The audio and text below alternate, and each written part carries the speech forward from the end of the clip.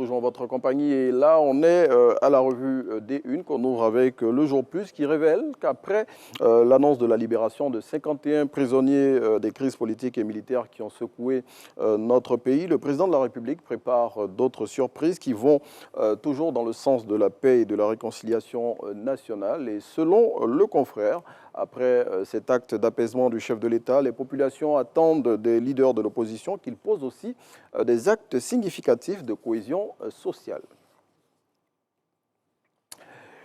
Justement, en parlant des leaders de l'opposition ivoirienne, deux d'entre eux, en l'occurrence Tidjane Thiam et Laurent Gbagbo, ont eu une rencontre le samedi passé à Mama. Le Nouveau Réveil qui en fait le compte-rendu révèle les points qui ont été abordés au cours de ce tête-à-tête entre le président du PDC-RDA et celui du Parti des peuples africains Côte d'Ivoire.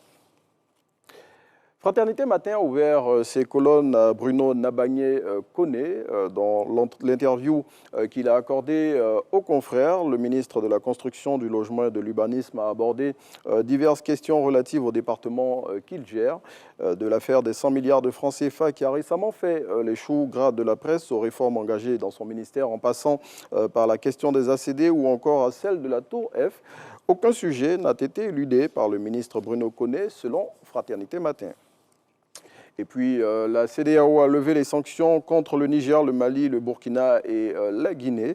Cette décision a été prise lors du sommet extraordinaire des dirigeants qui s'est tenu ce week-end à Abuja, au Nigeria. Et selon le quotidien L'Avenir, de nombreuses mesures ont été arrêtées à cette occasion pour soutenir les populations de ces pays. Voilà, on chute ici pour la revue des Unes, mais on continue avec le cycle de l'information. Et juste derrière la transition qui va nous être proposée par la régie, on retrouve Carmel Dia pour son deuxième point d'information.